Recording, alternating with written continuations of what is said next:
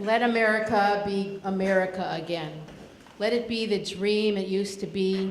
Let it be the pioneer on the plain, seeking a home where he himself is free.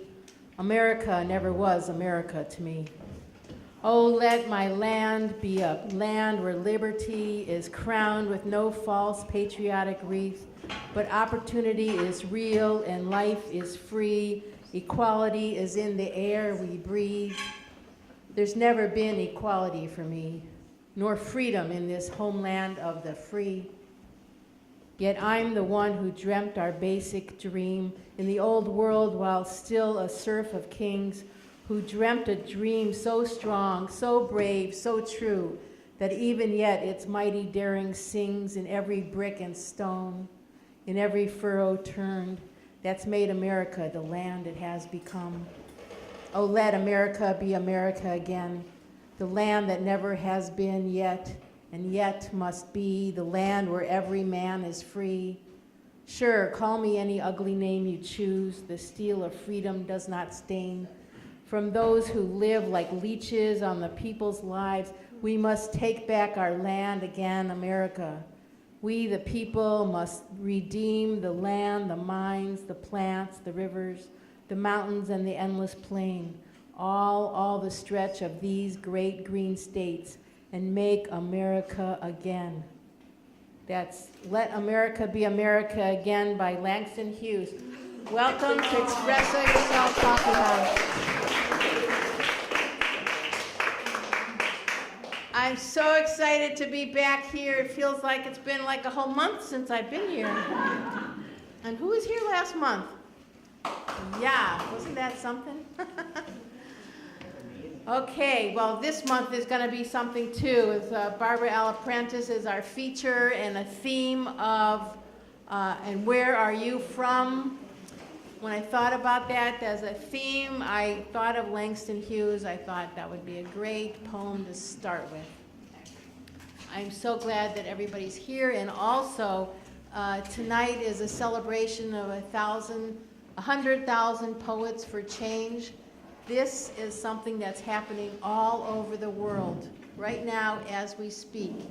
There's 500 events going on in this name of 100,000 Poets for Change in over 100 countries. So we are participating in something very special. But first, oh yes. We're supposed to have a welcome from First Parish, and we didn't say who's going to say that. Is there anybody in the back who wants to welcome people? Off the cuff, I haven't asked you before. Allison's walking forward. Come up here. Let's hear it for Allison. Yay, Allison. My name is Allison Galley. I'm a member here of this wonderful community that fills me with hope and inspiration and things for my mind, body, and soul, I guess. Thank you. Okay, thank you. We love being here at First Parish. It's an open and welcoming community. Yes. So, and we want to thank Starbucks for supplying all the coffee and pastries. So make sure you got some coffee and pastries, and to Medfield TV for filming this. So we're looking forward to a wonderful evening tonight, and we're going to start with our open mic first, and then after that will be our feature. And so our first open mic participant is Doug Joseph. Hi, I'm Doug Joseph. Hear me okay? Yeah. Some of you have heard me before. Many years ago, when this was a coffee house, I used to sing, but when it opened as excuse me, when it was not a coffee house, it was more folk singing, I used to sing folk songs. Since I've been here, I've been singing barbershop songs. Most of you are probably completely unfamiliar with barbershop, so I'll give you the Reader's Digest version. Barbershop Harmony Society is about 70 years old, and we're the largest singing group in the world. We have 25,000 members, and we sing 4-part harmony. So it goes tenor, lead, baritone, bass, bass, and I can't sing bass. I might be able to sing the other 3. Now, classically, the one that you can know what they're singing is the lead. And that's what I sing. I sing lead, so fortunately you're going to know what these songs are. If I was singing the bass or something, you'd say, what the heck is he singing? And I'll just end with this. I'm going to do 2 classic barbershop songs tonight. I've done others that are, maybe more complicated, like 64, Over the Rainbow, and things like that. But we're going to stick to a couple of classic barbershop songs tonight. They're very short. I think you will know them. The first one we sang quite a bit during Valentine's Day, and it goes like this. My wild Irish rose, the sweetest flower that grows. You may search everywhere, but none can compare with my wild Irish rose. My wild Irish rose, the dearest flower that grows, and someday for my sake she may let me take a bloom from my wild Irish rose. My rose, the bloom from my wild Irish rose.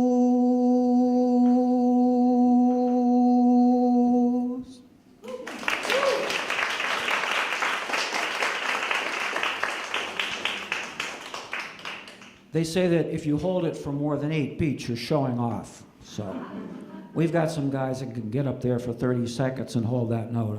They must be operatically trained or something. The first one, believe it or not, even though it was made famous by Ricky Nelson about 50, 60 years ago, was not written, arranged, or composed by Ricky Nelson. He just made it famous, and it goes like this. Pass me by one summer day, flash those big brown eyes my way, and oh, I wanted you forevermore. I'm not one that gets around, swear my feet stuck to the ground, and though I never did meet you before, I said, hello, Mary Lou, goodbye, heart, sweet Mary Lou, I'm so in love with you. I knew, Mary Lou, we'd never part, so hello, Mary Lou, goodbye, heart. Saw your lips, I heard your voice, believe me, I just had no choice, wild horses could make me run away. Thought about a moonlit night, arms about you good and tight, that's all I need to see for me to stay. Hey, hey, hello, Mary Lou, goodbye, heart, sweet Mary Lou, I'm so in love with you. I knew, Mary Lou, we'd never part, so hello, Mary Lou, goodbye, heart, hello, Mary Lou, I'm in love with you, yes, hello, Mary Lou. Right from the start I said, hello, Mary Lou, goodbye, heart.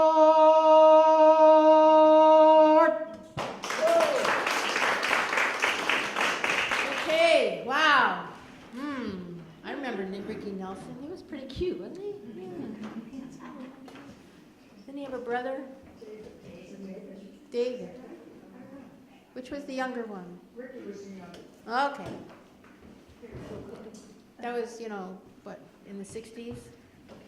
Say if you remember the 60s, you weren't there? Well, I don't know. Our next open reader, I was at Woodstock, I mean, I remember that, but that's another, I could write a story about that. Okay, our next open reader is Libby Frank. Well, I was thinking, where am I from? I have Midwestern roots, and I moved to Pelham, New York when I was 2.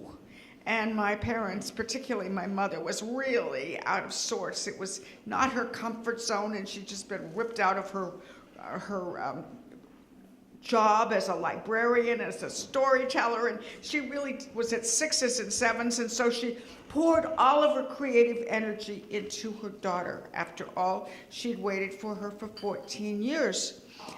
And we lived in this Tudor house in Pelham, Stone House, and I had a playroom, which was really the maid's room, but we didn't have a maid. I mean, we had a buzzer under the dining room table, and we stepped on it, and Lizzie never showed up. So the maid's bedroom was my playroom, and I had a powder room off of the maid's room. I don't know where the maid was supposed to bathe, but that doesn't matter. So this was where I kept all of my books, my own books and all of the books that we got from the library, and I would very carefully look at them, and then I'd look for a while, and then I'd say, I want to play that book. And I'd run up to my costume box, and I'd get different skirts and shawls and hats, and I would play for hours the different characters that I saw in the books. But then I had my grandmother make me real costumes.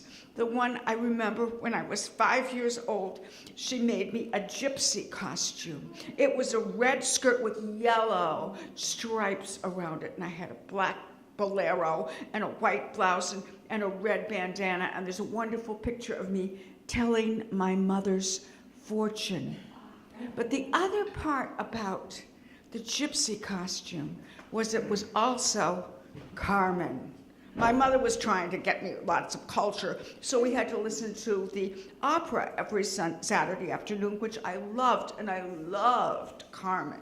And I would wait until the end of Act 1 when Milton Cross would tell you what they were all wearing, and he would say, and Risa Stevens as Carmen is wearing a blue skirt and a white blouse and a black shawl, and I'd go up and I'd try and do that. See, I was always one act off. You know, I was always wearing the Act 1 costume during the time for Act 2, but oh, I just loved that. Then I had another passion, and that was Little Women. I read that in the 2nd grade. I think my mother read it to me first, and then I could read it all by myself. And I wanted costumes so I could play Little Women. And I said to my grandma, who was back in Indiana and made me all my costumes, I said, Ada, I want a Beth costume. Can you make me a Beth costume? And Ada says to my mother, what in tarnation is a Beth costume? So she came up with pantalettes and a red gingham dress with a flowered pattern, and all with my long brown braids. I had a wonderful time playing Beth. I like Beth a lot. I don't know quite, but you know, she was so passive and so sweet, and so I couldn't play the piano, but I pretended I could. I was never really a Jo, but it was a long time before I discovered which one of them I really was. We have a Christmas card. My picture was on the Christmas card every year, you know, homemade with a poem that my mother wrote. And I was dressed as Meg on the 1947 Christmas card, 49, I think it was. So being Meg, I had my Easter bonnet on, and I had a jacket on and a long skirt. Little did I know that it really was Meg that I was. Because what did I do many years later but have twins, just like Meg did. But I didn't call them Demi and Desi. But that wasn't quite, I was doing some research on it today, and of course, Daisy means Marguerite or Margaret, and Demi was Demi-John, so it wasn't quite as weird as it sounded, but I didn't know that I was going to have twins, and they're Thomas and Allison, so that was how it came to be that I brought to life Little Women in later years of my life. So that's the 2 rooms, my costumes and my books, and that's what made me what I am. Wow. I think we're going to learn a lot about different people tonight with this great theme. I love it. And I just wanted to mention that some of the things that are happening for 100,000 Poets for Change. There's readings in Egypt, and Justice and Peace for Cyprus is having a poetry reading. This event, it's all about for poets, writers, musicians, artists, activists to get together to create and perform, educate, and demonstrate simultaneously with other communities around the world. This will change how we look at our local community and our global community. And it's been going on since 2011, and I'm really glad that we are bringing awareness to it. And okay, therefore, our next open reader is Carolyn Hunter. And I think this is her first time here. First time here, so we are glad you're here. Hello. Hello. All right, so it is my first time here, and I thought that I would say something because sometimes the moment strikes you and you realize that you have some stories to tell that align with the theme of the night, and so you feel that you should do it. And so I want to talk a little bit about where I'm from a little bit of a different angle. Sometimes I think that where you're from can be more about what you have than a place. And I was thinking about a few different times in my life when I realized what I had by losing what I had, or I felt that I had lost it. And the first time that I remembered that happening was when I was about 11 years old. And at that time in my life, I loved to tell stories, and I was every week in my writing class at school, I would get so excited to read a story from my journal. And I was kind of unaware of what the people in my classroom felt about my stories, but I was just very excited about it. And I was kind of at that point as a young child before reaching adolescence where I just was happy and confident, and I embraced my voice and I felt good about it. And then I moved. It wasn't a dramatic move, it was one town over.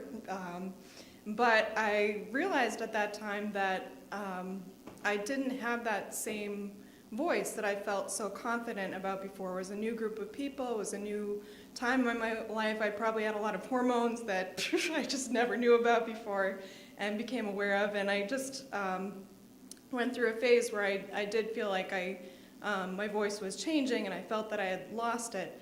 And I think that's something that I brought to my new school, my new town in Medfield, was an awareness of having a voice and bringing it to a community. And that experience of moving made me realize that I want to be from a place where everybody has a voice. So that's one example of what I mean by saying being where you're from by realizing what you have. And the second time in my life when I felt that way again was in college. So I chose the very lucrative field of study of philosophy, and I was at a time where, typical of a liberal arts major, I was, hyperactively questioning everything. And I was living and studying in Boston, and I would wander around the streets, and some might say I questioned too much and got a little bit lost, but I remember, and I was thinking tonight about, there would be times when I was sitting in a cafe in Somerville or in this or that place around the city where I was wandering, and people would ask me where I was from, very randomly. So, I think I'm Irish, Scottish, Lithuanian, and English, so, I think that shows.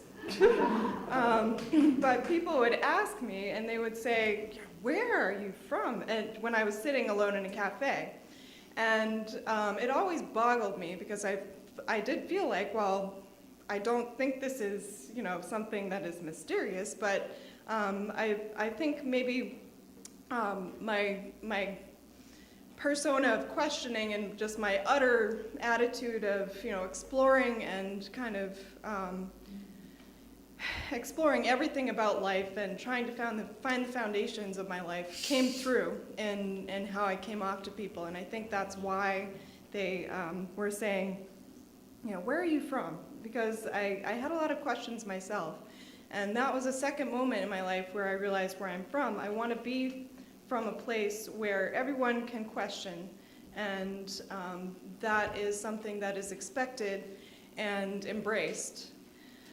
And the third time that I realized where I'm from was in my mid-20s when I was doing a term of service project with the Episcopal Church, and I was very passionate about immigration and immigrants' rights, and I was working at a nonprofit in downtown Boston called the Irish International Immigration Center, and the program was very focused, that I was working and living in, was very focused on social justice, and I really grew into storytelling and passion around welcoming the stranger and having that be a core part of my beliefs and my life. And I remember I was so passionate one day that I decided I was going to go up to the State House, and there was a law, you might remember back in 2009-10, there was some legislation that was, you know, going through about the rights of immigrants to be protected from, you know, unwarranted searches and stops. I mean, there's certainly that's still going on. But I was coming into this time when I was realizing how important this was to me.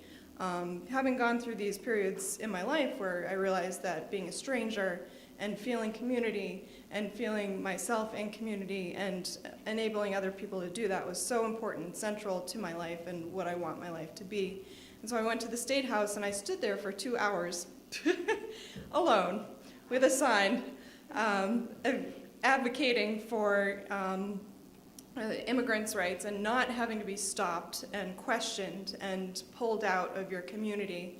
And there were people who would, some people were very supportive, and they, you know, marching down the street and said, "You go," and I certainly felt good about that.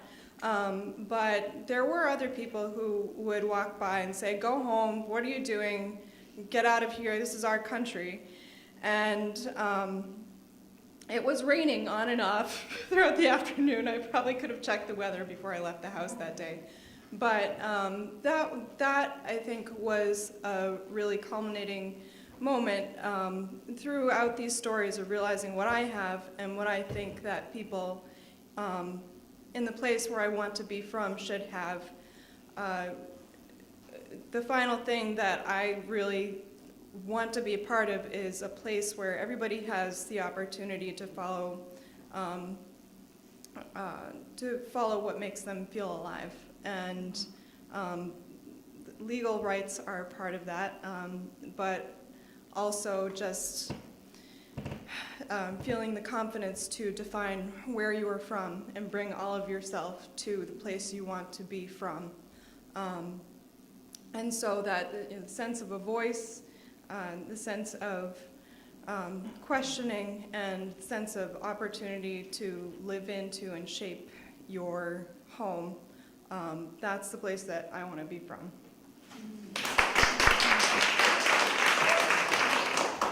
Very well said. Very well said. Wow. Let America be America. Wow.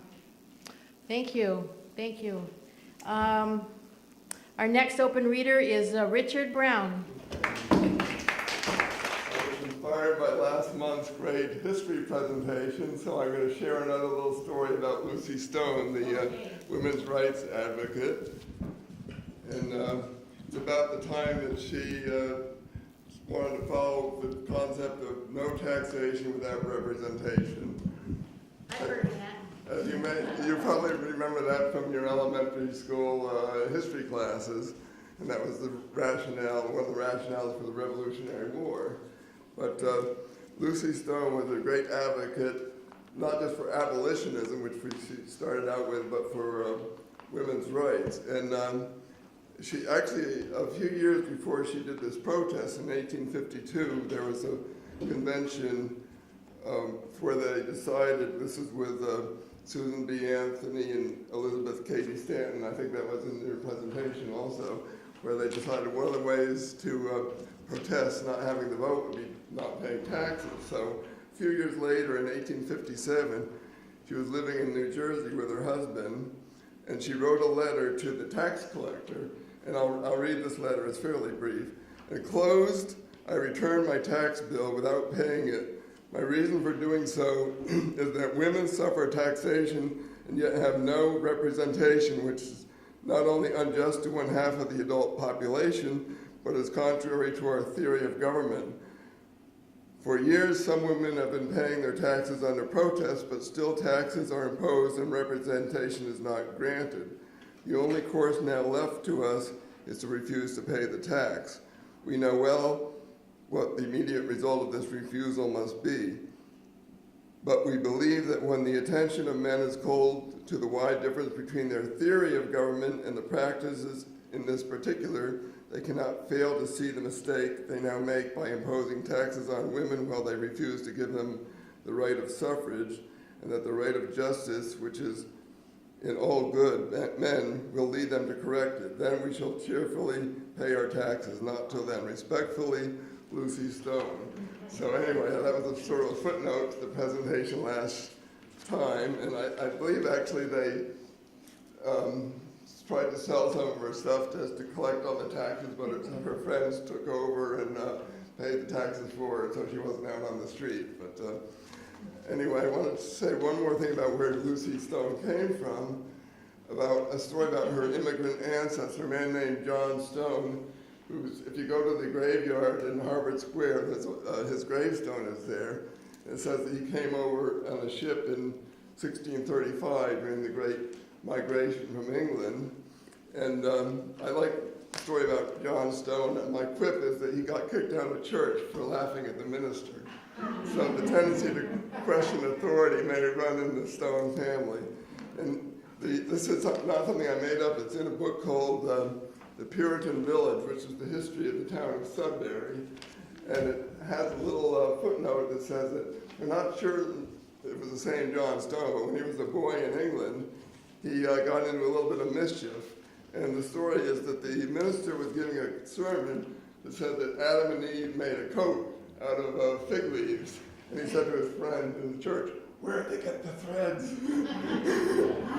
So he got in a little trouble with the minister, and actually there was a little more mischief. He sort of made off with the communion wine one day, but anyway, they excommunicated him, but finally they let him back into the church. So basically the question is, questioning authority sort of runs in Lucy Stone's family, and where she came from was that tradition. So I'll just share that. And actually, one little footnote is that John Stone was also an ancestor of mine. Maybe that's why I identify.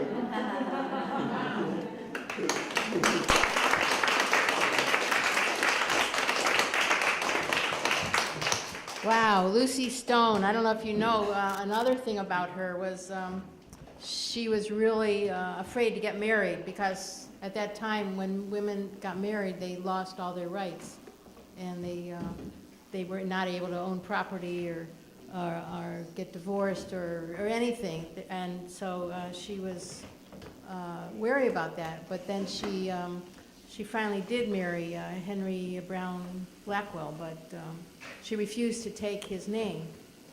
So she became probably the first woman that refused to, they kept her maiden name. And after that, they called women that did that stoners. It's true. But he was very supportive of her. And He was very, very supportive of her. his Very. sister was one of the first women to go to medical school, too. She was the first woman to go to medical school. Her sister-in-law. Yes, Elizabeth Blackwell. Okay, yes.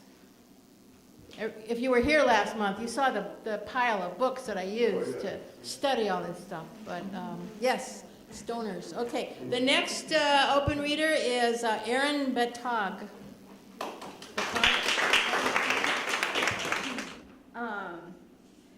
So in trying to sort of keep with the theme, I guess the question is, where are you from?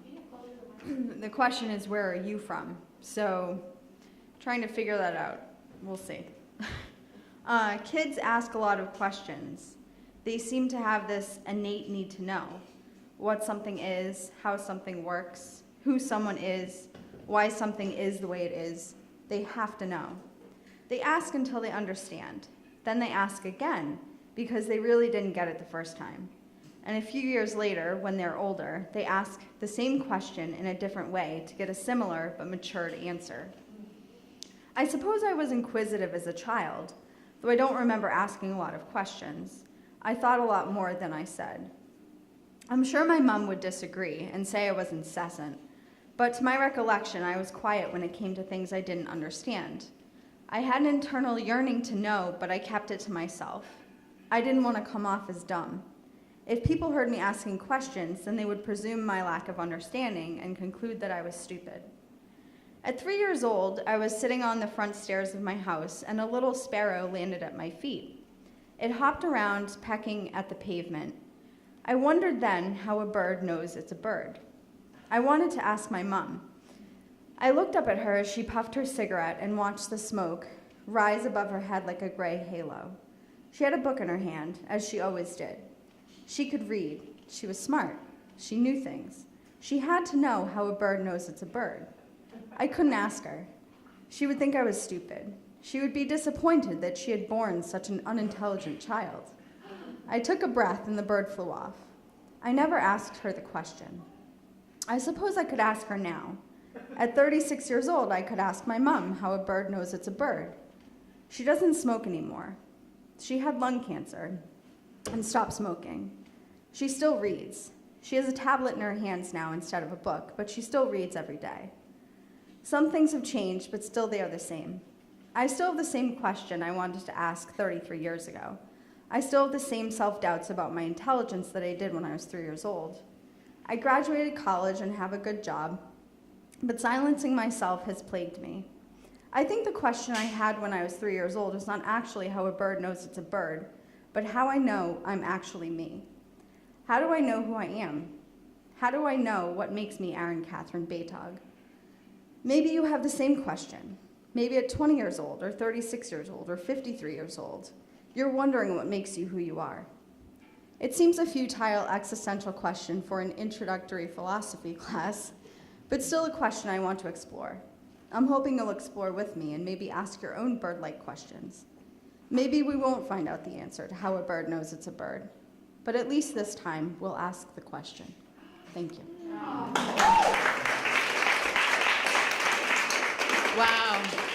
Wow, that was incredible. Thank you. Thank you so much. That was wonderful. How does a bird know it's a bird? I'm going to think about that for a long time, and I may write a poem about that. I hope I could steal it. Thank you. I wanted to tell you about the World Peace Mural Tour.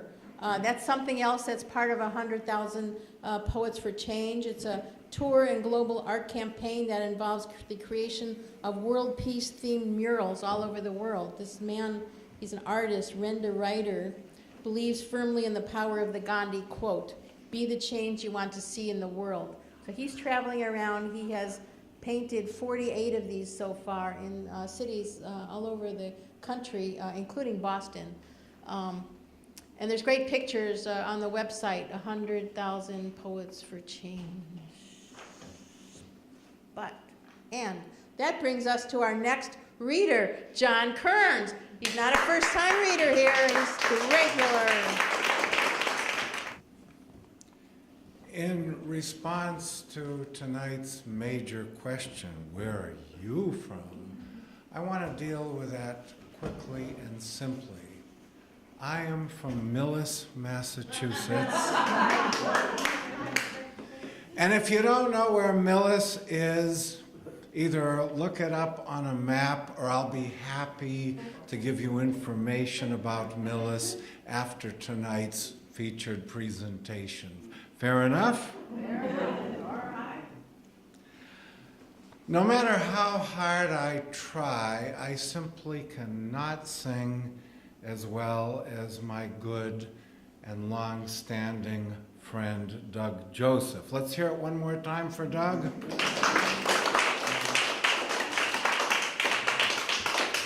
So you're just going to have to settle for a couple of short poems instead. My first poem tonight is a free verse poem called Sorrow. And it goes like this.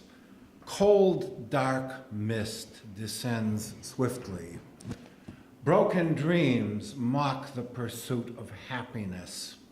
Losses inflict deep, painful wounds to be soothed only in due time. Sources of strength seem inaccessible. But in this hour of darkness, the candle continues to burn. Weak, flickering flame rises up, once again bright and confident. The black thread of sadness is woven into a tapestry of many hues. Balance is restored. That was free verse, as I'm sure you immediately recognized. I also happen to be fond of writing sonnets. Sonnets are invariably 14 lines. The most popular type of sonnet is the Shakespearean sonnet, where the rhyming scheme goes A-B, A-B, C-D, C-D, E-F, E-F, and then the sonnet concludes with a couplet, G, G. And what I find about writing sonnets is that, yes, the structural requirements are quite confining, but at least sonnets are solidly poetic. You know that it's a poem, whereas some free verse just gets a little too loose and sloppy for my personal taste. How you view the matter, of course, is entirely up to you. At any rate, here is a Shakespearean sonnet about hope. Pessimism can be a daunting foe. It can seize us and turn our world black. But here is something we need to know. Optimism will bring joie de vivre back. Life can bring great sorrow and pain. It can strain our ability to cope. But we can walk on through wind and rain, if only we have courage and hope. Go ahead, discard your mental funnel. Let your spirits once again be gay. See the light at the end of the tunnel. Embrace the offerings of each new day. With hope in your heart and a smile on your face, go pursue your dreams at your very own pace. Thank you. Very impressive, very impressive. You know what the poet Robert Frost said about free verse? He said it's like playing tennis without a net. Because, you know, rhymed poetry creates these constraints. So, but there's other things, you know, I teach poetry, and I just have to say this.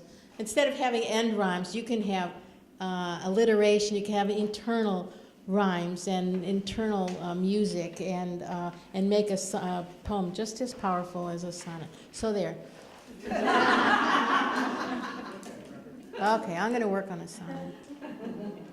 And our next open reader is Jeanette Rule.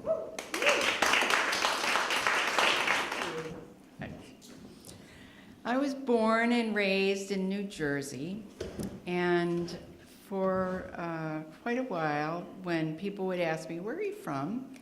I would say New Jersey. That was before I got settled here in Massachusetts. But when I said New Jersey, I didn't always quite feel like that was true, even though there is a birth certificate, and I really am from there. I grew up there. My parents were both born and raised in Nebraska, and they moved to New Jersey before I was born. They moved because my father got his first job after getting his PhD in research chemistry, and there were really no positions for research chemists in Nebraska in those days. So New Jersey was probably a big center for that, with chemical companies and pharmaceutical companies and that kind of thing. My mother, for as long as I can remember, would tell us kids, and there ended up being 6 of us, how great Nebraska was. She would actually never let us forget that, and I was brought up with that, and I think that's why when I said, when people innocently ask a question, where are you from? And I said New Jersey, that it didn't quite ring true, because I think we were raised, or at least I felt I was raised to think I really was from Nebraska. We would go back there almost every summer because my mother's mother lived there, and actually a whole bunch of other relatives lived there, and it became, really kind of a familiar place in a way. And people who got to know me then, after a while, then would be surprised when I said I'm from New Jersey. And they say, what? I thought you were from Nebraska. Because I would talk about going to Nebraska so often. And I talk about how much I really liked. I really loved there. It's a large state. It's a long state. And I certainly don't know all of it. My parents were really, they acted like, or my mother did anyway, act like she's from the country, because the images she would just love to talk about and point out were corn, wheat, cows, even pigs sometimes, cowboys, cow boots, all of that. And yet she grew up in the city of Lincoln. So she embraced the, what would you call it? All the symbols of Nebraska, and including the Big Red football team. They were both big football team fans, and red, the color of red. I never did embrace that. So when somebody says, well, tonight's theme, where are you from? That's immediately what I thought about, was Nebraska. So I am just, in my mother's honor in particular, I'm going to read a short poem by Willa Cather, who is a famous author from Nebraska. And she wrote, I think she's mostly known for her books, novels, but she did write some poetry. And this is a poem called Prairie Dawn. A crimson fire that vanquishes the stars, a pungent odor from the dusty sage, a sudden stirring of the huddled herds, a breaking of the distant tablelands through purple mists ascending, and the flare of water ditches silver in the light. A swift, bright lance hurled low across the world, a sudden sickness for the hills of home. That is by Willa Cather. And I should just add a footnote. She said hills of home. And a lot of people think that Nebraska is completely flat, and that's not true. It has lovely, lovely hills in the western part of the state, and amazingly mysterious hills that are called the sand hills, that look like a frozen ocean with swells. And that's my story. Thank you. Thank you, everyone. And if you're a regular here, then you know that I usually end the open mic with a story or a poem of my own. And since there's nobody else on the list, I guess it's my turn. And I've been thinking about this, and where are you from? Because I was born in Washington, D.C., and I grew up in Cleveland, Ohio, and then I went to high school in Philadelphia, Pennsylvania, and I went to college in New York and lived there for many years. And let's see. And then I lived in Connecticut for years, and then I was out in California for 27 years, and now I'm back here. So I couldn't figure out, I think the closest I get to figuring out where I'm from is basically that I'm Jewish. And so I'm learning Hebrew. Well, I am Jewish, but I'm not Jewish, as in going to temple every weekend and eating matzah instead of bacon, and there's all these things I should be doing, but there I am, holed up every night under the covers, trying to decipher a mem from a samach and a dalet from a resh. Because I have this theory. We can't see the civilization that we live in, but we're all part of it. And when kids turn 18 years old, they stand up and they participate in it. And I think of civilization as this big blanket above us, and that we're all holding up some small corner of it, like doctors and lawyers and nurses and judges. But then I had this thought. What if something terrible happens and I'm the only Jewish person left in the world, and everybody will turn to me and ask me, what do these prayers mean? For example, there's this prayer, Lahadodi. It's sung every Friday night near the beginning of the service. It says, "Welcome, Sabbath bride, enter the sanctuary." And on the last verse, everyone turns towards the door at the rear of the sanctuary to welcome the Sabbath. Boi v'shalom. And when I first tried to do this, it was really hard to coordinate my mouth with my feet all the way while trying to make sense of this strange alphabet. But then I learned something. In 1943, the French militia, the milice of the Vichy government, decided to do an end to Jewish worship in Lyon, France. And one Friday night, a milice commando armed with 3 hand grenades entered the rear door of the great synagogue.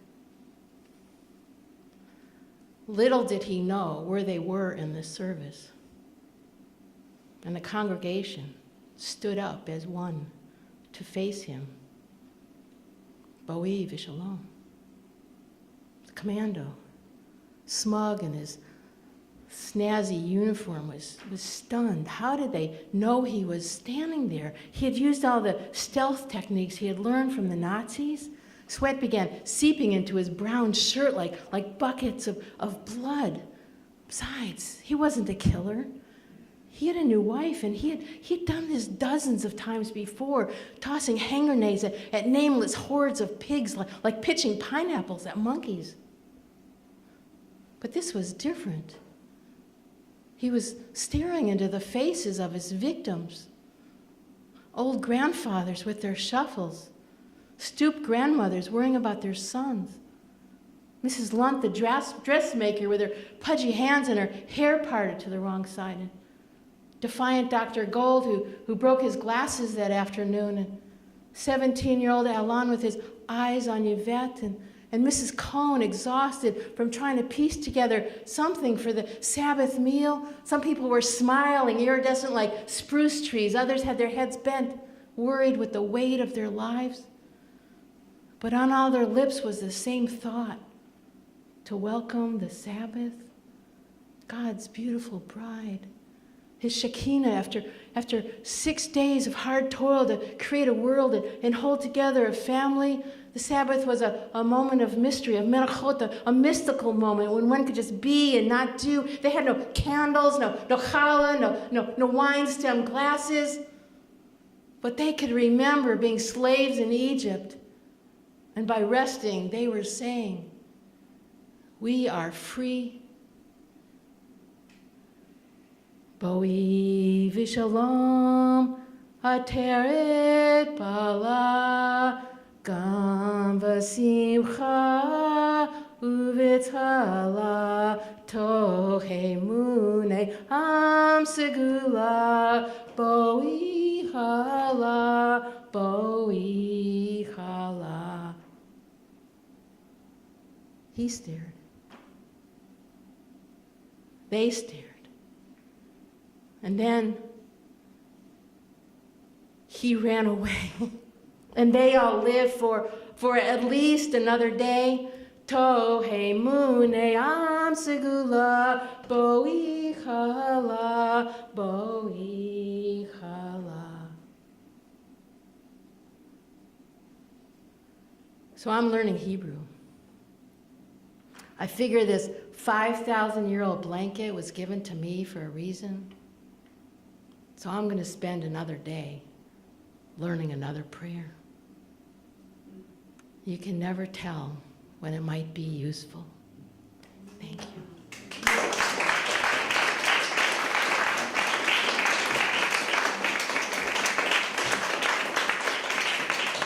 Thank you. Thank you so much. And so we're going to take a little break, and after that, we're going to have Barbara Aliprantis just enamor us with her incredible, entertaining stories. She is absolutely amazing. She used to be a clown. She's a storyteller. She speaks 3 languages. I'll tell you all about it when you return. So have some coffee, have some pastries. Restrooms are over there. Thank you. You know, I was a clown for 20 years, but I think she's phenomenally, incredibly talented. Barbara Aliprantis is a nationally acclaimed trilingual teller who loves to share stories about her Greek-American immigrant childhood in Brooklyn, New York. She also shares tales from the classroom gathered over 35 years, telling stories to multi-ethnic populations, hearing and deaf.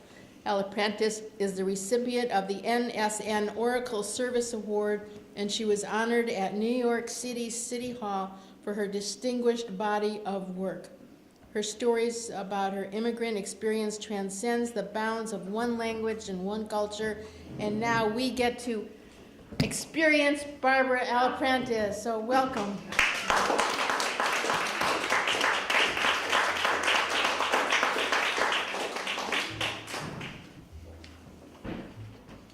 The String of My Ancestors by Nina Neihart. When I need string, I can't find it. But today, string is everywhere. Shame on the one who does not want string. I must not forget my ancestors. I do up packages, little gold cars and ivory servants for their new lives. I must not forget my children. I teach them cat's cradles, Jacob's ladder, the bridge, and the river to keep them out of mischief. I tie bows on my children's fingers. They must not forget their ancestors. When you cut string, it crawls off in 2 directions. Nina Neihart. And when she says string, being that I'm a wordsmith, I don't think of strings. And I know sign language, I think of strings, connections. Right? So that Greek music, come with me. We're going to a small island in the middle of the Aegean Sea. The island is Paros. The year is maybe 1887, but it really doesn't matter the exact date of this telling. I'm taking you into a little village in the house of Nicoleta and Anastasios Arianoutsos. Everyone in the village admired that family because he'd go down the street with the 2 little children, and they said, what a nice family man he is, and what lovely children. But Anastasios had a particular routine, a ritual. The island of Paros with lots of little secret coves, and the Aegean Ocean turbulent. In the years when Barbarossa was in the Aegean, he would go to Paros and hide there. But on a really stormy night, those pirates, the ships would be capsized. They were afraid to capsize, so they throw things overboard. So Anastasios loved to be the first one in the village to walk down to the beach of Santa Maria, because he never knew what he would find, because sometimes a ship would throw things overboard. Once he found a big barrel of oil, and another time there was a sailor had been thrown overboard or drowned, and along the shore and around his belt was one of his waist was a money belt, right? So that particular morning that I'm telling you about, it was extremely windy the night before. A cold wind was blowing in from the north. Anastasios left his wife Nicoletta, and he went down to the beach of Santa Maria. And the wind was howling, and he could feel the hair on the... He loved it. He smelled the water, and he stopped. He heard a sound. It sounded like a cat. But that's not possible. The cats never come to the beach. They're only there when the fishermen bring in their nets at night. And he listened again, and the hair on the back of his neck stood up. There was no mistaking it. It was the sound of a baby crying. He ran up and down the beach. He said, "Piosini," and Canela said, "Oh, Pios, poo." And he looked, and the noise got louder and louder as they got closer to the shore. And there were these big reeds, and he followed the sound, and there was a basket with a blanket, and he pushed the corner. There was this rosy-cheeked little baby. He scooped it up, and he ran all the way back to the village. It was early in the morning, and his footsteps, his wife Sophia's in the kitchen, and she said, "What is he running for?" She opened it, and he comes running in, and he puts the basket on the table. He said, "Look, she picked up the baby, and the baby stopped crying a little bit. And they examined that baby.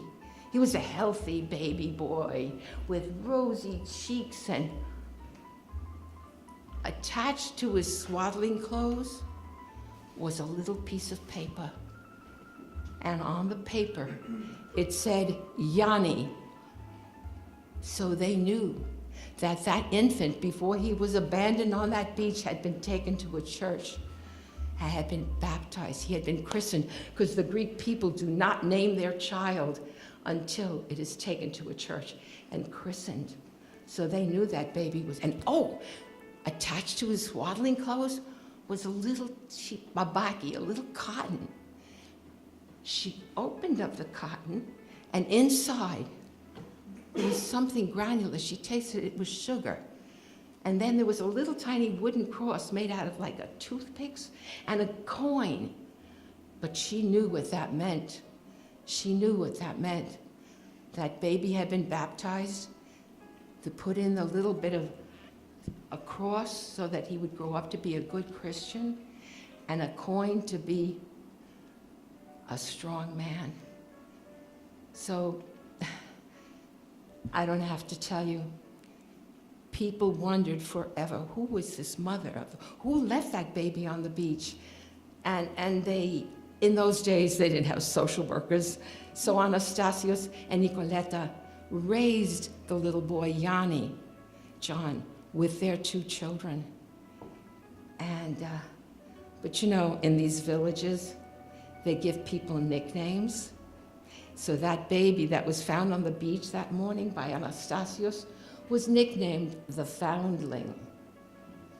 So to this day, if you go to Greece and you happen to mention your last name, Azalianoutsos, the elders might come up to you and say, are you perhaps related to the Foundling? Anyway, well, when the Foundling grew up, he married this beautiful girl from Lefkes, up on the mountain range, far distance from the village, and they had a son. And as is the custom, Yanni, the Foundling, named his firstborn son Anastasios, for the man who found him on the beach. And when Anastasios grew up, he had a son. And he named him Yanni, who was my older brother, because you see, that baby that was on the beach, the Foundling, was my grandfather. And that's a true story, and you can clap. Well, I get a glass of water. I once told that story in a library in Queens. And there was this, I don't know what possessed me to tell it that particular day. I had taken my 2 little godchildren, a little Chinese girl, Cassandra, with me. And amazing what children hear when you tell the stories. So I don't know why, I just told it that day. And one little boy, when I got to the end of the story, he jumped up, he said, "That baby was your grandfather." He kind of got it right away. So I'd been telling this story, but not in libraries, in other places. And on the way home, Cassandra was in the back seat, and her little sister Elizabeth, and she was 6 at the time. And I'm driving along, and she said, "Auntie Barbara?" I said, "Yes, Cassie." "You know that story you told about the foundling?" I said, "Yes." "Didn't you say that Anastasios had a reputation of being a good man and a good family man?" I said, "Yes." She said, "So don't you think maybe the woman who abandoned that baby on the beach knew that he would be the first one at the beach that day and that he would find that baby?" I said, "Cassie, I never thought of that. Isn't that a great story?" You know, so anyway, that's one of my favorites. But look, my father left Greece in 1913 because there was no work on the island. His father was a beekeeper and he had to get, so he lied about his age and he went to Athens and he joined the Merchant Marines. Lied about his age.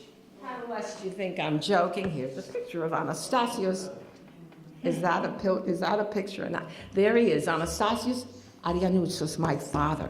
He left Greece, joined the Merchant Marines, traveled around the world, listening and collecting stories that he told me about. But anyway, he would go back and forth to the island, and he eventually married his childhood sweetheart, Margarita, my mother, Margarita Roussos, and they had their first child, which was a boy, my brother, who was named Yanni for the foundling. And then he left Greece, and he would come to New York on a merchant marine ship, and he would go to the captain, he would get a pass and promise to come back on the end of the weekend. It was just a weekend pass. And then he jumped on the BMT train, went out to Astoria, Queens, to a little restaurant called the BB Restaurant, run by his cousins and some relatives who had immigrated to the United States. And he hid out and he worked at what he jumped ship. That's what they called it in the old days. He just jumped ship. And then he'd work and he'd send money back to Greece to my mother, who got the reputation, her Paratsukli, her nickname was the Americana, because she would get those checks once a month from my father. And so my father would work there, and then immigration would come in the front. They'd run in the kitchen when he was washing dishes. I'm a sassy, leave it out quick. Immigration is here. He'd go out the back, go up the stairs, up the elevated train, and go back to New York, get on another ship and go back. So he would go back and forth. He'd come, he'd jump ship, he'd go back. So he was illegal for a while, wasn't he? And he eventually, as Hitler was marching across Germany, across Europe, he knew it was time to bring. Each time he went back, my brother Yanni was born, and then a few years later, my sister Calypso was born. And then on this last trip back, he knew that he had to bring the family. He said goodbye to Margarita, he said goodbye to his little daughter Calypso, my brother Yanni, and he took off and came to America legally, sponsored by the relatives at the BB Restaurant. And then he sent for us. So when I was 2.5, I left my little Greek island home. And I remember the day as though it was yesterday. I was 2.5, Calypso was 3.5, Yanni was 7. Everyone in the village was lining the streets. We came out of the door, and my mother, I was on a donkey on my mother's lap. My brother was walking, my sister Calypso was on a donkey with Grandma Chariklia, who was up, her house was just up from the house where I was born, and my Eclipsa was on another donkey with another aunt, and we went 7 or 8 miles. That took like maybe a day and a half, 2 days on the donkey. There was a caravan, there were trunks, there were towels, there were blankets. And now, when I go to Paros, I make that trip in 8 minutes in my cousin's Mercedes.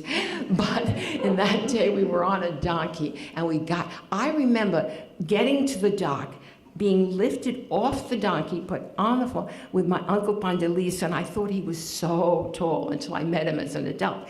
So anyway, I remember the journey, I remember leaving, I remember ever crying. I had no idea where I was going. I was 2.5, but the day is like it happened yesterday.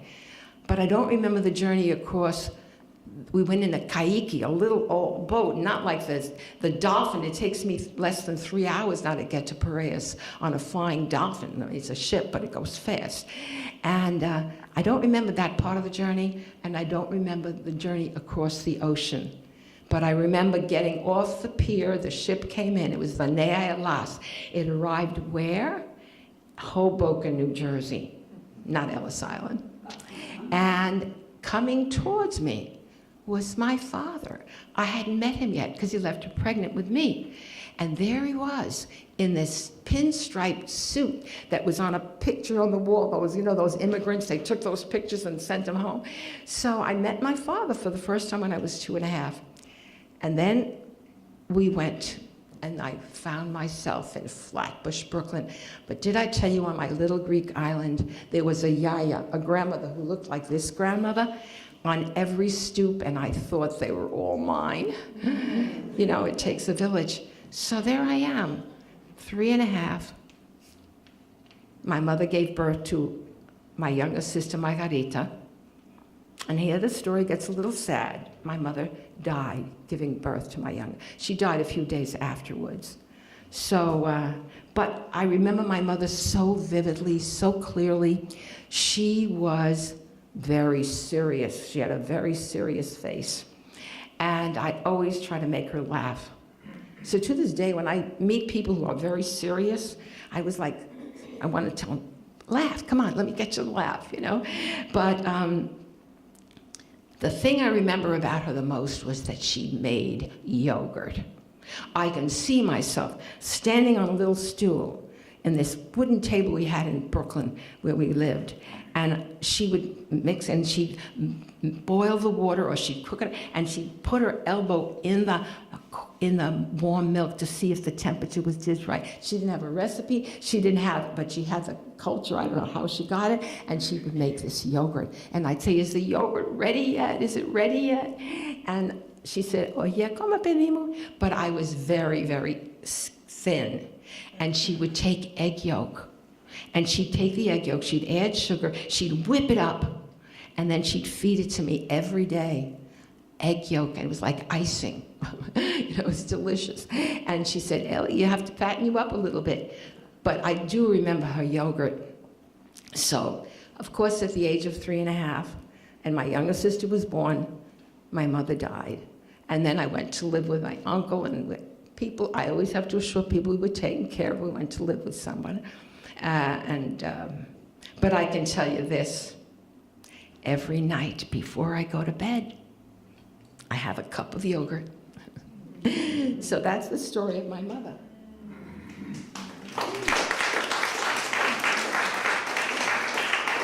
And Thea was talking about poetry, that you teach it. I took one poetry workshop many years ago at St. John's University. I was being trained in the multiple intelligences. And I took a workshop in poetry first time, a lifetime later.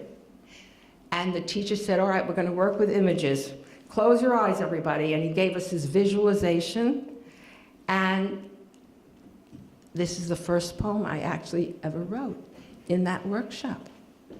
And it's called A Lasting Image. I wrote it in like less than 5 minutes. I still can't believe that I wrote it. A large pot filled with smooth, white, creamy yogurt placed with love on a chair sits and sets, Hanging from a wooden beam on the ceiling, a small yellow bird sits silently in its cage. Framed in her icon home on the wall, Panaya, the Virgin Mary sees all as she stares into space.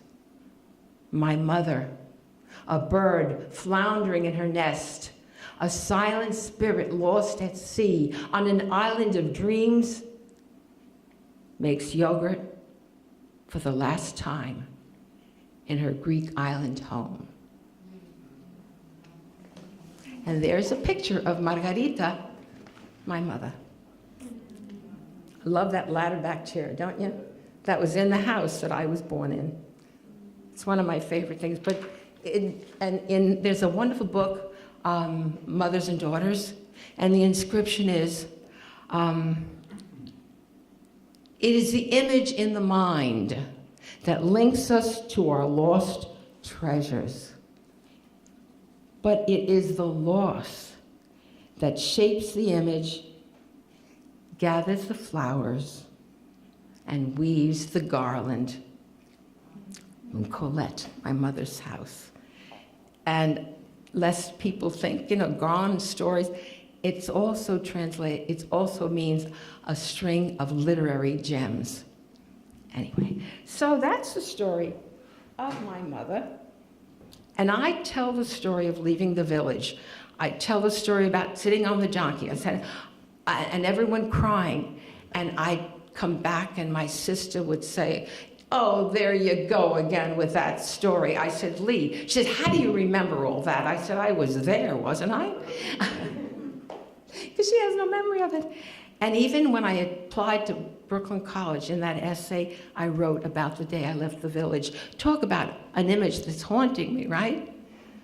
So fast forward it. In 1993, after my son got a full scholarship to medical school, I said to my husband, we're going to Greece. He said, oh, we're going to go next year. I said, you go next year, I'm going this year. So I went to Greece in 1993. And I went into the house. We still own the house that I was born in. It was rented. A school teacher was using it to tutor students. And I went in and I knocked on the door because I just wanted to go in and look around.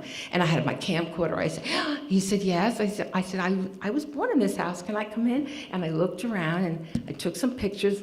I don't know why. I came out the door and standing very close, the streets are narrow, a woman was standing on the steps. And I said, hello. She said, in Greek, of course. And she said, hello. And I don't know what possessed me to introduce myself with my maiden name. I don't know why it came out of my mouth. I said, oh, Varvara Arianoutsos, and I was going to say Aliprantis. And she said, Varvara Arianoutsos, I don't believe it. I said, what? She said, I remember the day you left here as though it were yesterday. I said, you do? Can you tell me what you remember? She said, how old? How's your brother Yanni? I said, he's fine. He lives in Chicago. He has 8 children. 8 children. Po, po, po. And what about Calypso? And so I said, how old? I said, I was like 2.5. She said, how old's you? I was at 5 years old. And I remember coming out of this doorway, and you were sitting on a donkey with Yaya Kariklia. She lived in that house over there. I said, I know. And Calypso, she was sitting on the donkey with Kariklia's sister, Eleni. And I remember your mother was on a donkey by herself, and your brother was walking. And I thought, and everyone in the village was lining the streets, and everyone was crying. My own mother and father started to cry, so I decided I'd better cry too. So I started to cry. I got hysterical, and my mother didn't know what to do with me, so she smacked me across the face to stop me from crying. And I never knew where you were going or why I got smacked. So when I came back to New York that summer in 1993, having met my neighbor who validated my story, the first person I called up was my sister Calypso, who lives in Chestnut Hill. And I said, oh, Lee, remember that story I always told about? He said, I do. She said, I remember it. I said, guess what? It's true. So that's another story that came full circle. But Let me take you to the first grade. I told you that my mother died. We lived in a little, in Flatbush, Brooklyn. It was a Jewish neighborhood. And so no more yayas on the stoop, there were boobies. So, you know, it takes a village, because then I thought they were all mine, because every morning we'd go out and I'd talk to everybody. It was just wonderful. It was a lovely, lovely neighborhood.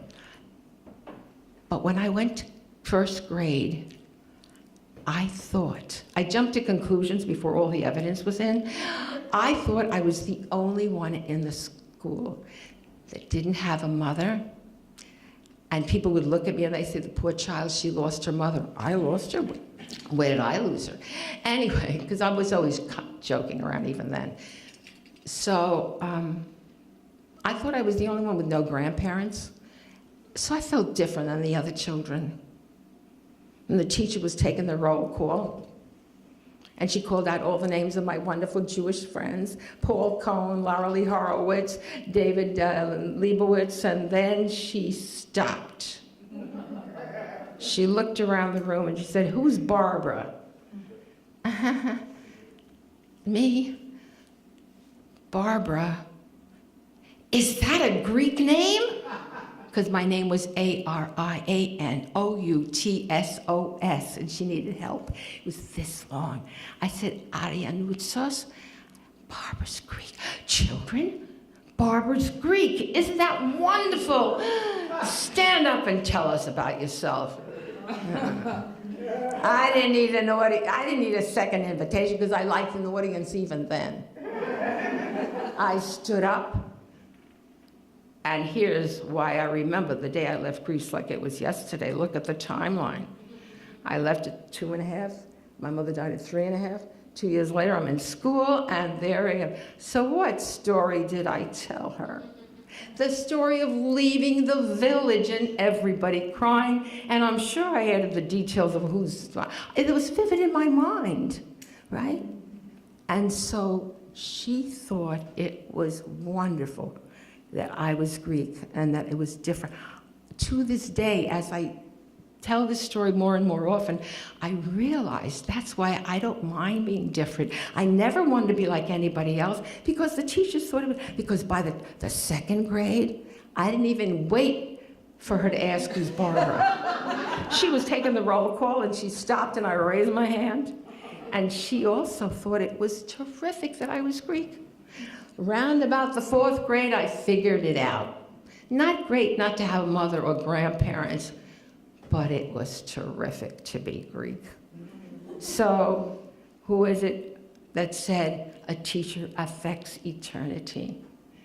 And I thank those wonderful Jewish teachers who taught me to love who I was, to love being different, who loved to talk about the folks in the village she left behind and put on a show at a drop of a hat, and I'm still doing it. Isn't that a riot? I love this story. I really do. I tell it a lot. But anyway, so where am I going with this? So many stories to tell you.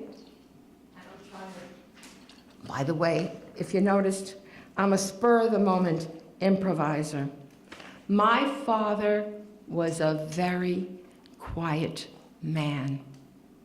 He lived with us. I lived with my Uncle Pete, Aunt Irene, my sister, my brothers, the 4. We all lived in the house together. And Daddy was very, very quiet. But if we didn't get along, or if he ever caught us gossiping, he'd say, "Children, I once knew a boy, and this boy loved to make up stories about the kids in the village and the people in the village, and his father would box his ears." The Greeks are great. They'll always box the ear. "Why do you tell him? You know that's not true." "Oh, Dad, I was just kidding." He liked to lie, but he didn't think he was lying. He just made up stories. Well, this was all right when he was younger, but as he got a little older and to be a little bit of a teenager, the father overheard him talking about Aphrodite, and he grabbed him by the ear and he said, "You know that's not true. Why did you say that about her?" "Oh, Dad, I was just kidding." "You were just kidding, were you?" He waited for one windy day. He took his son. "We're going up to that high hill over there. I have a job for you to do." Oh, it was a nice day. They walked up to the top of the hill, and his father removed a sack he was carrying over his shoulder. He put it on the ground. He opened it up. Now, it was very windy. And below, the boy looked at a stream, and he was watching the water flow, and he saw the trees, how the wind was blowing. And his father opened up. He said, now, son, take the feathers and throw them out into the air. Oh, wasn't that funny? He took them, he threw them up, and the feathers were flowing down below. We saw them floating down the stream. He floated behind him, and he spun around, and it was just great. Okay, Father, is it time to go home? No, no, no, he said. Now, I would like you to go and gather all those feathers and put them back in the sack. Father, that's impossible. It can't be done. It can't be done? He said, those feathers are like the words that have been coming out of your mouth. Once they come out of your mouth, there's no calling them back. So from now on, watch your mouth and watch the words that come out of your mouth. And the Greeks would end the story like this. For all that, the people in the story are there, and we are here, and we are better off than they are.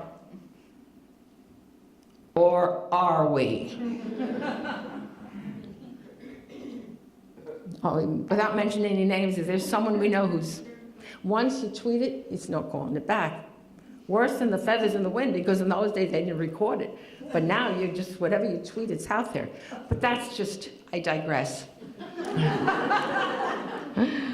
But then there was this, if we were arguing and we didn't want to do the chores, he'd say, oh, did I ever tell you about the cobbler?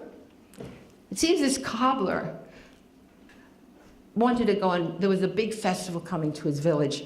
He lived with his mother and his wife, and his daughter lived next door. As the Greek custom, he bought his daughter the house next door. She had her baby. And there was a big festival that night, and he looked down at his pants that were really kind of old and crabby. He said to his wife, I'll be back. I'm closing the shop. I'm going to buy a pair of new trousers for the party tonight. So Dimitri went into town, and he found this perfect pair of trousers. Held it up, but it was too long. 4 fingers too long. The Greeks measured with fingers. So he said, well, the man, could you shorten them? He said, no, I'm sorry, I can't. Oh, he said, well, why don't you ask your wife? She'll shorten it. I want to wear them tonight. She'll do it for you. My wife, oh, he said, oh, she's such a wonderful wife, I'll buy her something. So he bought his wife a beautiful ribbons for her hair. He bought some for his daughter. I have to buy something for my mother. I can't buy something for my wife and not for my mother. So he bought his mother a beautiful blouse, and he went home with the gifts. And he said to his wife, look, dear, what I bought you. She, oh, this is so beautiful. And what did you get yourself? Oh, I got these trousers, but you do me a favor, would you just shorten them? Shorten them, she said. I have work to do, I can't. Why don't you ask your mother? She probably sews better than I do.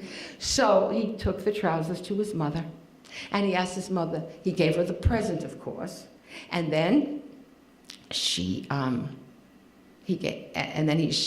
asked her if she would shorten the trousers for him. And she said, oh dear, I really have to rest. I'm very tired. I want to be nice for the party tonight. So why don't you ask your daughter? So he went and he asked his daughter if she would. Oh, she said, Father, thank you for the ribbons. Oh, you're such a wonderful father. But I have to take the baby to the park. Well, what did he do? He decided to shorten them himself. So he put them down on the board. He measured 4 fingers down. He snipped it off, stitched it up, put it back in the closet, and went to work. Meanwhile, and I love the Greek word for meanwhile, endometaxi. Can you say that? Endometaxi, he asked his daughter if she would, and asked his mother, and of course, and what could he do? He said, I'll do it myself, so he did. So the daughter and then the wife decided, what a terrible wife I am. He brings me all these good things. I'm going to shorten the pants. She goes to the closet. She puts them on the table. Snip, snip, snip, and hid them. And then you know what happened next. The 3 of them. So. All right. Cut to the chase. The day finished. They were all ready for the party, and Dimitri hadn't shown up yet. The wife, the children, they were all with her, knew their gifts. They're waiting, and they yelled out, Dimitri, Ella, you're going to be late. And they waited, and they waited. They looked up at the balcony, And they said, Dimitri, Eva! Dimitri opened the window and peered out, and he's just like, what's the problem? Come on out. He came out, and his trousers were up above his knees. And you know what they did? They had a good laugh, just like you would. That is one of my father's favorite teaching tales. He really did love that.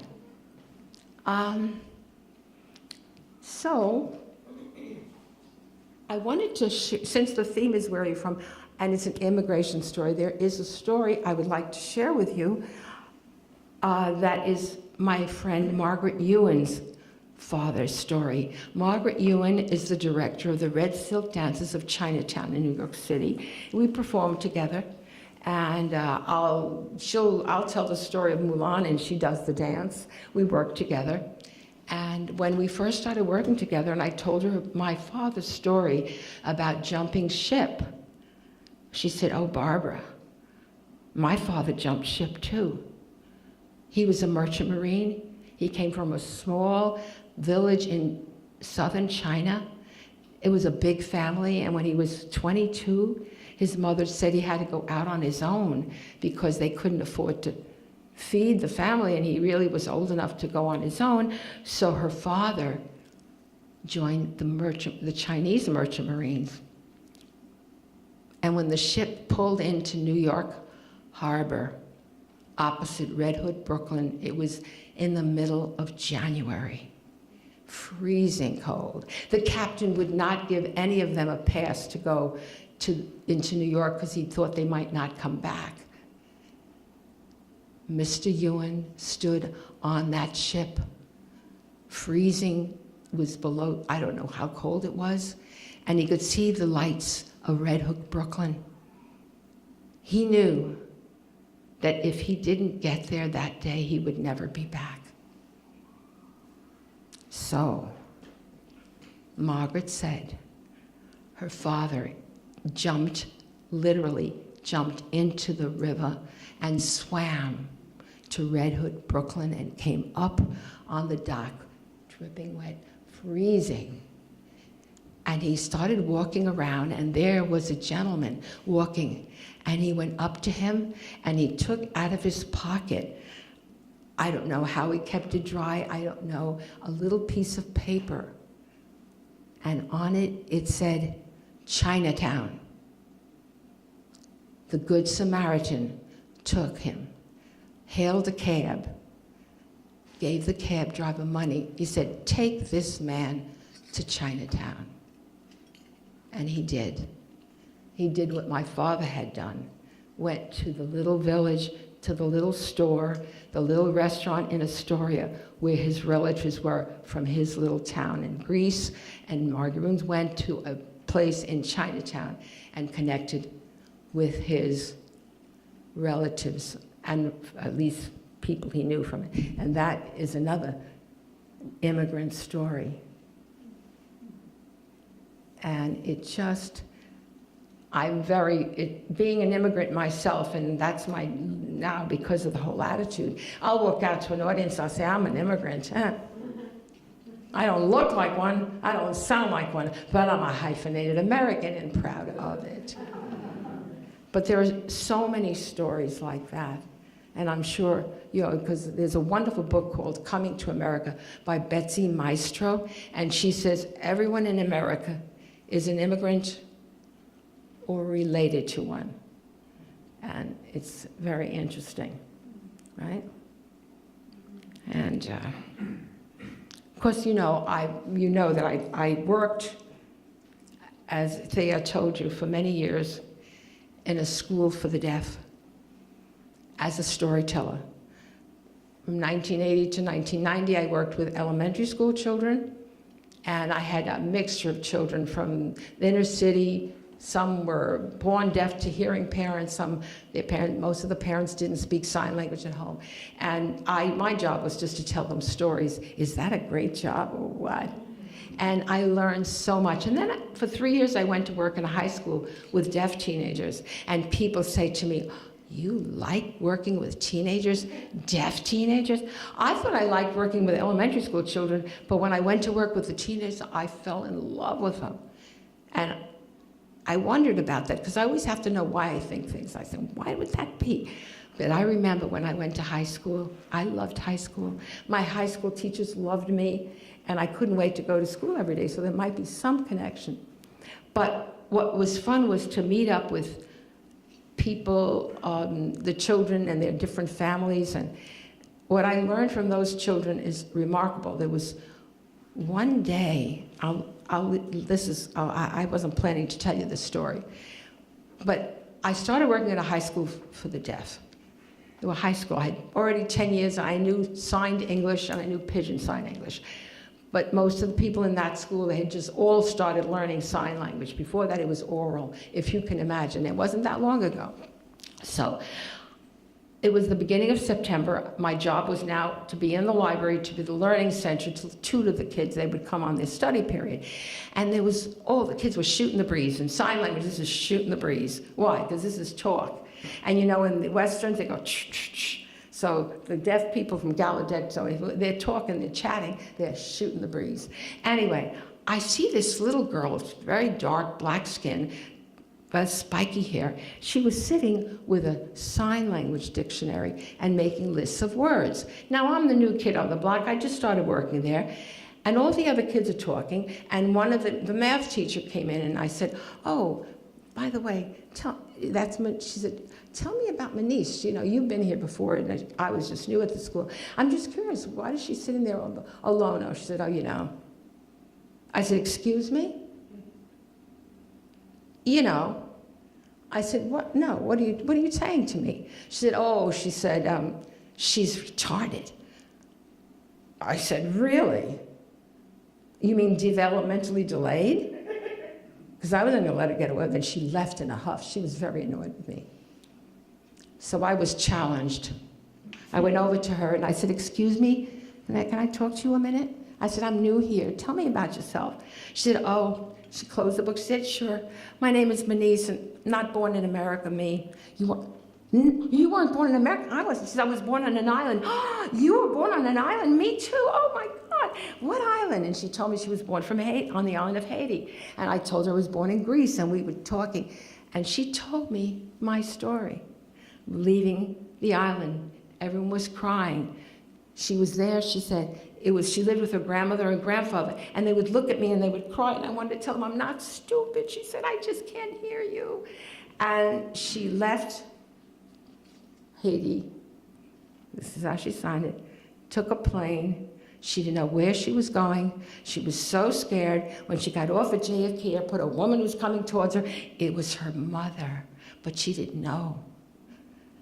And she said, oh, you know, when we took her mother, I could lip read French, because I guess Creole, that's what she said. So there I was in Brooklyn, and they sent me to a school in Brooklyn, St. Francis de Sales, and everybody there was signing exact English, and everybody seemed to be reading, but I couldn't read because I couldn't understand. I would go home, no one to help me with my homework. My mother would, she said, and then I'm here at Lexington School for the Deaf, and I just started here, and some people are signing American Sign Language, others signing Pidgin Sign English, others signing English, and I'm so confused. I said, I am too. 1 minute. I'm a visual person. I had to draw a picture. I said, wait, Manish. So I took a piece of paper. I did a little cartoon of her face real fast with her big eyes looking up. So, okay, your first language was French. I put a speech cartoon bubble over her face, and it said French. Yes, yes. She saw it was going. And then you came to America, and people were talking English. So I put English. The French was a little behind now, overlapped, and then they were signing exact English, and then they were signing Pidgin Sign English and ASL, and she said, I said, I know. I said, this is confusing. So then the bell rang, and she said, can I have the drawing? Because she could see. I call it Manish sees language. She said, yeah, but I need to make a Xerox copy, 1 minute, because I wanted a copy of it. So she left that day holding it against her chest. Oh, she said to me before she left, she said, listen, don't forget, I also had to learn math. She saw math as a language. So I had French, ASL, signed English, PSE, Pigeon Sign English, and then math. And then she said, and oh, they put me in a Spanish class for enrichment. So I kept a copy of that. And then I went to see the guidance counselor, and I explained that she's really, is there anybody in the school, because she kept saying, I'm forgetting the French. And her speech, I said, is there a speech pathologist on the staff who speaks French? Because I would love if we could. Well, there was. She was from France, and she was a speech pathologist. So they switched my niece. And my niece and I became really connected. She said to me that day she left, my mother works in a hospital. She said, I know I will never be a doctor. I know that. But if I could just learn to read, maybe someday I can work in a hospital and help people. I said, okay. So I went home and I said, and that teacher told me this child was, and I won't repeat the word because I don't like it, developmentally delayed. It was just blew my mind. So from then on, I started working with her and helping her, you know, and she kept saying, I want to learn science and biology. So I'd get simple books, and we would, during her time with my cellular, I'd work with her on that. Now in the middle of the year, there was going to be a multicultural food festival.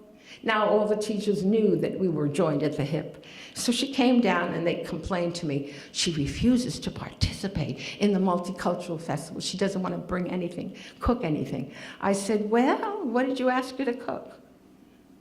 Well, we asked her to make a dish from Africa. Oh, I said, because she's dark-skinned, you assumed she was from Africa. She doesn't identify with Africa. She's not from Africa. Talk about where are you from? My niece was born in Haiti. So using my psychology, the next time she came, oh, I said, look what I found. I got all these cookbooks from Haiti, and we had them on the shelf, and we shared it, and my niece did participate in that festival of the year. So there are so many stories from the classroom. But I'll just leave you with one last one. The middle school was having a wonderful, they were putting on a play. And because they knew I was on the staff, they asked if I would help the 13-year-olds. They were going to do a classic creation myth from Alaska, from whatever. And so I helped them. And the one boy, his name was Christian. And Christian was going to be the storyteller. We did it story theater, and we acted out, and they narrated the story of how, in the myth about how God was created raven. I'm not even sure what the myth was. But it was a good little pro, and Christian was a storyteller, and he narrated it, and the kids acted it out. And when it was all over, the parents were there that day, all the grades were there, and the fourth graders, and Christian finished, everybody clapped, applause, applause, applause. And then Christian asked the audience, does anyone have any questions? The teacher and I looked at each other. I wasn't part of these questions. A boy in the back stood up, and he questioned, he signed this. So, who created God anyway? I took a deep breath. I saw his parents go, and Christian stood there thinking. Ah, he said, that's one of life's mysteries. I went up to him and I said, Christian, thank you, thank you. I've been looking for that answer to that question all of my life. I learned so much from the kids. The stories go on and on. But it's time for me to say, talk about being all over the place. I hoped you enjoyed yourself. Thank you so much.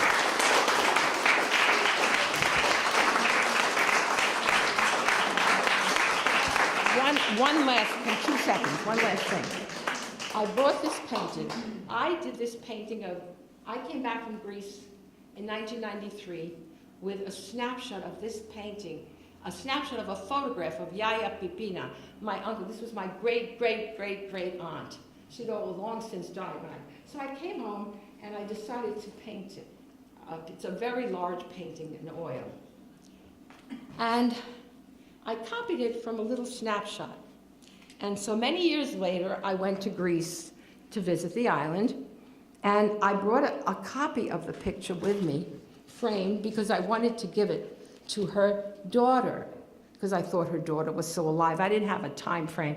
So I said to my aunt, listen, I painted this picture of Pipina, I'd like to give it to her granddaughter, to her daughter. She said, okay, when she comes, I'll let you know. But 3 weeks I was there, she never came.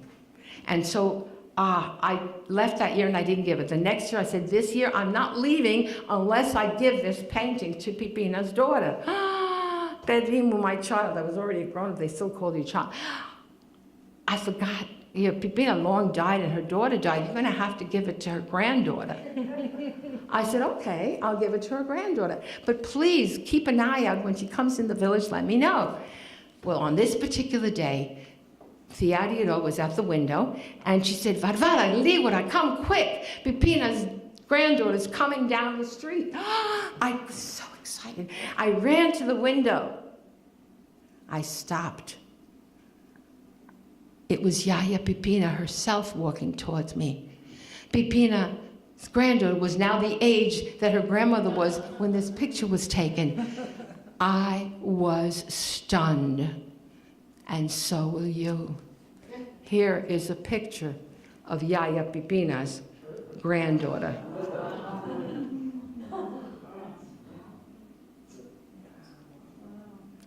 I went down to the street and I said, I introduced myself, I showed her this picture, and she said, oh, thank you, thank you. She kissed it, and she started walking away. I said, can I take your picture before you leave? So she took off her hat, slicked her hair down, exactly like her grandmother, and I took this picture.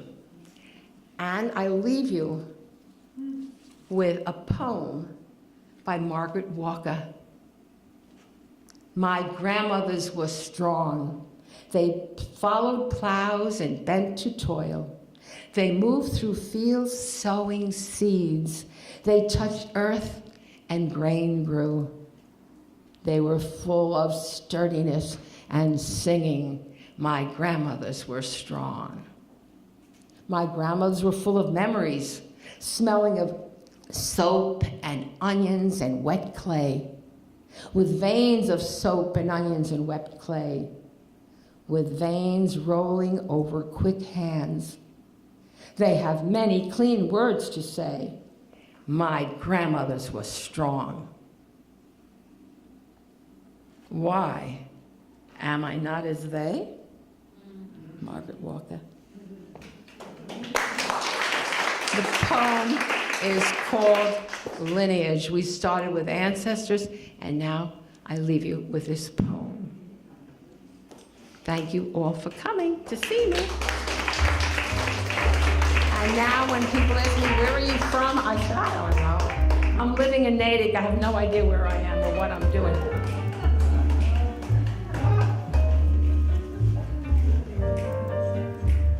Yes, thank you all. Thank you for coming. Yes, you. Mwah. Thank you so much. Next month we'll have the Millis Burfield Band. I'm very excited about that. See you next month. Thank you so much.